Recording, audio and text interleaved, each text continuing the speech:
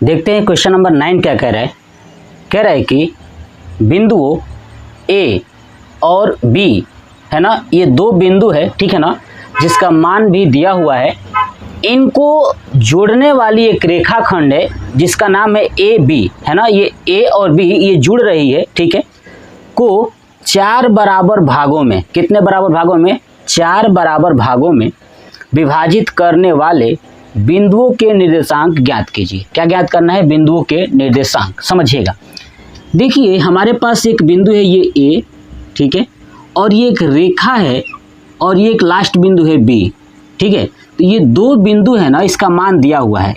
ए का दिया हुआ है -2 और 2, ऐसे ही बी का दिया हुआ है 2 और 8, ठीक है। तो कह रहा है कि जो ये ए बी रेखा खंड है ना, इसको 4 बराबर भागों में बांटा गया है, ठीक है। तो देखिए बांटता हूँ, 1 2 3 और 4। देखिए 1 2 3 4, 4 बराबर भागों में बांटा गया है। अब ठीक है, 4 बराबर भागों में बांटा गया है, तो ये नाम मान लेता हूँ, ये P है, ये Q है और ये R है, ठीक है। जो ये ए बी रेखा खंड है, इस पर जो बिंदु है ना वो P Q R है, ठीक है। तो जो विभाजित करने वाले बिंदु हैं ना, ये जो बिंदु है P Q R, इसका निर्देशांक ज्ञात करना है। तो समझिए कैसे ज्ञात करोगे। सुनिए, सब बिंदुओं के बीच की दूरी क्या है? समान है, यानी ये भी एक है, ये भी एक है, ये भी एक है, ये भी एक है। ऐसे मान लिया मैंने कि एक एक है तो सब बराबर है, अगर दो दो है तो भी सब बराबर है। बात समझ में आ गया? तो बताइए, ये जो बिंदु A है और ये बिंदु B है, क्या इन दोनों बिंदुओं के बीच में Q होगा कि नहीं होगा? होगा कि नहीं होगा? देखिए, अगर ये वाला एक है और ये वाला भी एक है, तो टोटल ए से लेके क्यू तक 2 हो गए ना। तो ऐसे ये वाला एक है और ये वाला एक है, तो क्यू से लेके बी तक के कितने हो गए? 2 हो गए। इसका मतलब कह सकता हूं कि जो ए बी रेखाखंड है उसका मध्य बिंदु कौन है? क्यू है। कौन है? क्यू है। तो बस यही चीजें नोट करना आपको। लिखूंगा कि बिंदु क्यू है ना, बिंदु क्यू ए बी रेखा खंड का मध्य बिंदु है ना, मध्य बिंदु है। तो अब मध्य बिंदु है, तो बताइए क्यू का निर्देशांक निकालने के लिए मध्य बिंदु का जो सूत्र होता है वो लगा सकता हूं ना, तो बस वही लगाऊंगा। तो लिखूंगा क्या? क्यू का निर्देशांक, है ना, क्यू का निर्देशांक। तो कैसे निकालोगे? x बराबर x1 प्लस x2 बटे 2, ऐसे ही y बराबर y1 प्लस y2 बटे 2। अब देखिए a और b है ना, तो बताइए ये a है और ये b है, तो बताइए यहाँ पे x1 कितना है? -2, x2 कितना है आपका 2, y1 कितना है 2, y2 कितना है 8। बस रखेंगे यहाँ पे फार्मूले में, x बराबर x1 कितना है आपका -2, तो रख दूंगा -2 प्लस x2 कितना है आपका 2 है उधर, तो 2 बटे में 2। देखिए -2 प्लस 2 क्या हो जाएगा? 0 बटे 2। किसके बराबर? x बराबर। तो x बराबर 0 बटे 2 यानी हो जाएगा 0। ऐसे y देखिए, y बराबर y1 प्लस y2, y1 है आपका 2 और y2 है 8, तो रखूंगा 2 प्लस 8 बटे 2। तो y बराबर हो जाएगा 10 बटे 2, भाग हो जाएगा तो आ जाएगा 10 बटे 2 का मतलब हो गया 5, यानी y बराबर 5 हो गया। यानी जो q है ना उसका निर्देशांक क्या आ गया यहाँ पे?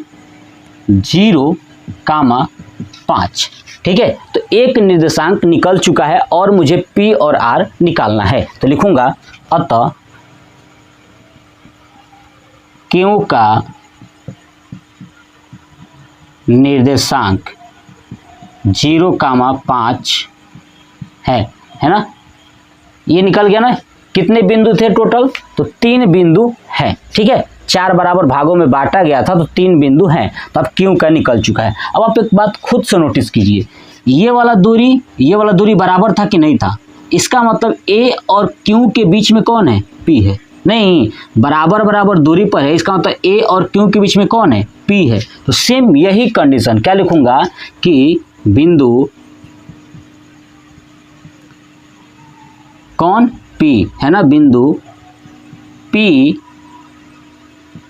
ए क्यों रेखा का मध्य बिंदु है ना, क्या है ये मध्य बिंदु है। अब बताइए एक क्यों रेखा का क्या है ये मध्य बिंदु है, तो अब बस वही चीज क्या लिखूंगा, P का निर्देशांक, P का निर्देशांक। अब बताइए P का निर्देशांक क्या होगा, तो x बराबर x1 प्लस x2 बटे में 2, ऐसे ही y बराबर y1 प्लस y2 बटे में 2। ठीक है, देखिए x1 प्लस x2। अब देखिए a और q के बीच में ना, तो ये a है और ये q है, तो ये हो गया x1 y1 x2 y2। तो चलिए x1 कितना है आपका -2, तो रखूंगा x बराबर -2 प्लस x2 कितना है आपका 0 है, तो 0 बटे में 2, तो x बराबर हो जाएगा -2 प्लस 0 हो जाएगा -2 बटे में 2, कैंसिल हो जाएगा तो हो जाएगा 1 यानी -1। तो x बराबर कितना आ गया -1, कितना आ गया -1।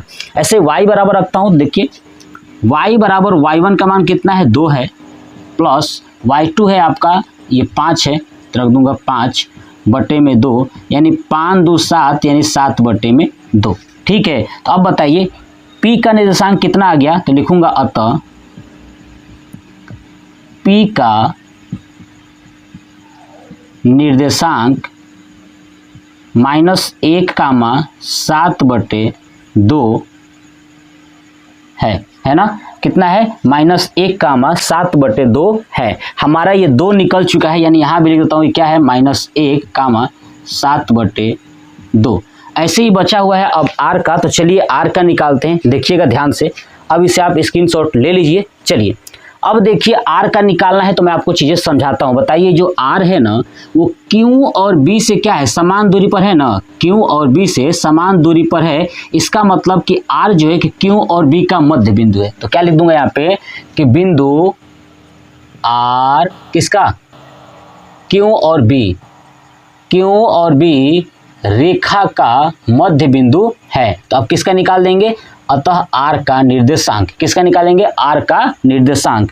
अभी तक आपने नोट कर लिया होगा आई थिंक। चलिए तो अब r का देखते हैं, वही फार्मूला सेम। अब यहाँ से सब कुछ चेंज हो जाएगा, ये वाला क्या हो जाएगा, तो चेंज हो जाएगा। अब देखिए कैसे निकालोगे, तो देखिएगा x बराबर अब x1 प्लस x2। अब देखिए यहाँ पे हो गया, अब ये x1 और ये हो गया x2, 0 + 2 कितना हो गया, 0 + 2, तो 0 + 2 बटे 2, तो x बराबर हो जाएगा 2 बटे 2, भाग हो जाएगा तो हो जाएगा 1, यानी x बराबर आया आपका आंसर 1। ऐसे देखिए y बराबर y1 प्लस y2, y1 कितना है 5 है और y2 है आपका 8 है, तो रखूंगा 5 + 8 बटे में 2, तो y बराबर आ गया 13 बटे में 2। ठीक है, तो कितना आ गया, x का मान 1, y बराबर 13 बटे 2। तो r का निर्देशांक कितना हो जाएगा, तो लिखूंगा अतः r का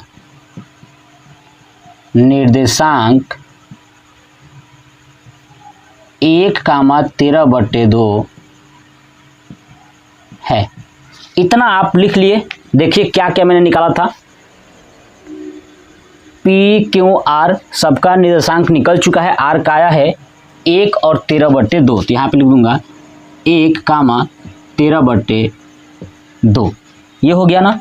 ठीक है, अब ये लिखने के बाद आपको लास्ट में, पूरा लास्ट में आपको एक बात लिखनी है। क्या लिखनी है, तो यहाँ पे मैं लिख देता हूँ नीचे, क्या कहा था हमसे कि विभाजित करने वाले बिंदुओं का निर्देशांक। तो लिखूंगा कि 4 बराबर है ना, 4 बराबर भागों में विभाजित करने वाले बिंदु के निर्देशांक क्या क्या है, तो यहाँ से P से -1, 7 बटे 2, दूसरा क्या है 0, 5 और नेक्स्ट क्या है 1, 13 बटे 2। ये हो जाएगा हमारा आंसर। ठीक है, यानी बिंदु के निर्देशांक है। लास्ट में क्या लिख दोगे, है। ये पूरा क्वेश्चन नंबर 9 कंप्लीट हो गया। चलिए अब इस प्रश्नावली का लास्ट क्वेश्चन है ना, वो भी मैं आपको बता दूंगा। तो ये बताइएगा कि ये आपको कैसा लगा। जय हिंद।